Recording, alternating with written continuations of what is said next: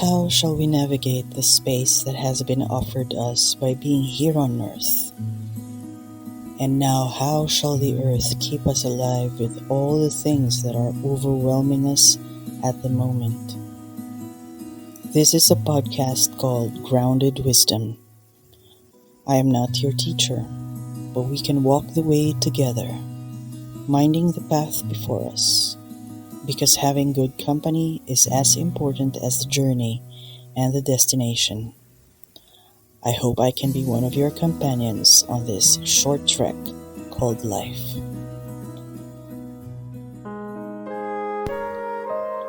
Almost a month has passed since I last checked in here. I've been toying with the idea of a vlog instead of this podcast format. Some people said they'd like to see my face, so I asked myself if I should really do it. Maybe so, in the very near future, but not today. I am today celebrating 2 months of being on a plant-based diet, and I must share that it's been a blessing as it has been a challenge. There were like 3 days during these 2 months that I felt really exhausted from traveling, and there were no other dishes in sight but animal meat. So if we're getting technical, those 2 months weren't 100% plant-based. But for sure, things have changed around the house. I don't buy any more meat for regular consumption. I cannot impose being plant-based on my partner, so once in a while, she will cook spam or chicken or fish. And maybe twice, there were like 2 instances in all this, I succumbed to my lazy decision of eating what's on the table. It was very easy on the very first month in July. She and I had a mutually agreed on break, so being separate from her, not having to tend to her needs, it was a breeze. Being the partner who earns more in the relationship, I have the responsibility to make sure she is not malnourished, that her needs are met as I meet my needs. I cannot be calloused and self-absorbed while I'm trying to go plant-based. So when our break was over and we were together again, it was quite challenging. First of all, she really finds it hard to subscribe to a plant-based diet because she grew up thinking that they were plant-based when she was little only because they were hard up. Plant-based was associated with hardship and oppressions.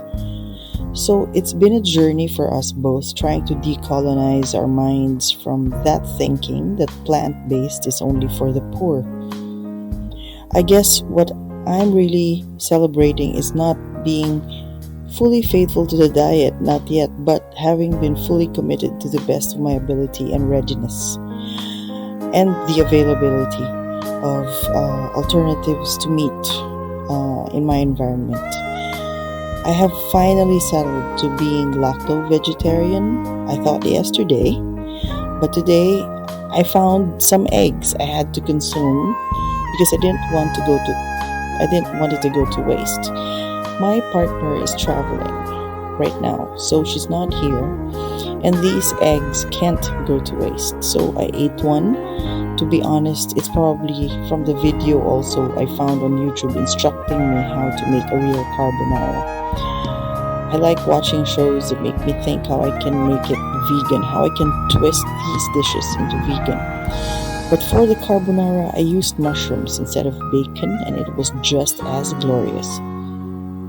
Anyway, I hope when my partner returns tomorrow, she can eat the rest of her eggs. My secret to being plant-based is in my most successful days is being ready in my head what I'm going to cook for the next meal before I get hungry, that I will just eat anything. So before that even happens, I have to think about what am I going to cook for my next meal. I have to care for my commitment, and so what I do after each meal is decide what to do for the next one. As far as dairy goes, it is true. It's like a drug that makes you crave more. so I really don't want to make it a regular thing. I will probably go dairy in waves, like this week for me is dairy. Before this, no. After, hopefully, I will be leaning back into full vegan again. It's important that we are kind to ourselves and to be compassionate with our own struggles.